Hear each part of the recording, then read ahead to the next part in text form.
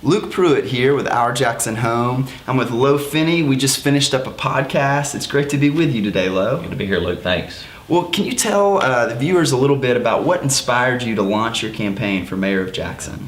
Over the last many months, talking with families around the city, you begin to talk about many of the same concerns. You hear about many of the same concerns. Of course, crime, schools, those types of things.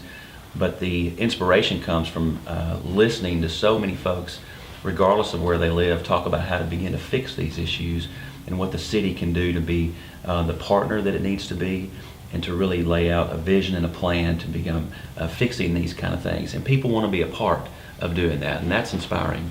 Well, as you've been attending events, knocking on doors, making phone calls, getting out there in the community, what's really been giving you energy as you've been campaigning? Yeah, well, there's nothing like going out and just meeting people all day, every day, shaking hands, hearing directly from voters, going into their neighborhoods, going door to door, going into the businesses.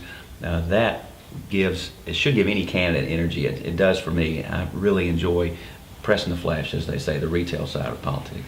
Well, you can't spend much time around Lowe without running into his family, Tiffany and Paul. We're all about storytelling here at Our Jackson Home. So what has made Jackson home for you? And tell us a little bit about your family.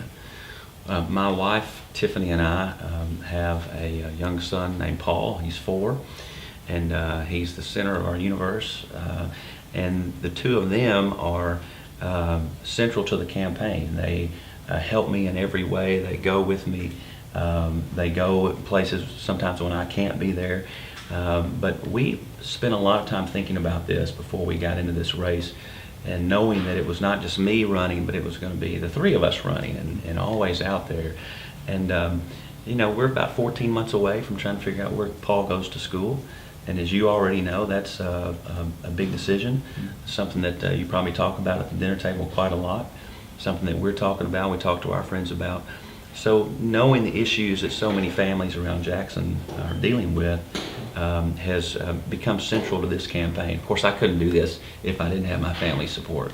So one of the things you've talked about a lot is education and stressing education, but also with Tiffany being a small business owner and having Pour Me Some Juice. So when you're on the go of the campaign, what are your places that you go out and grab a quick bite when you're not engaging Pour Me Some Juice? You can probably find us in just about any pizza joint at any time.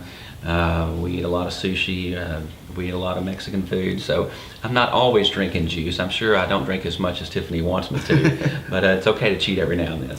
So give us some details as we conclude here. What's the early voting date? What's the election date? And what would be kind of your final encouragement for folks to, one, get out and vote, and specifically to vote Lowe Finney for mayor? Yeah.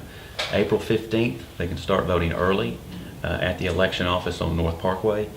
Of course, election day is on May the 5th, and in these last few days what we're doing is getting out, reminding people to vote, arranging for transportation in some circumstances, telling people that they have to vote.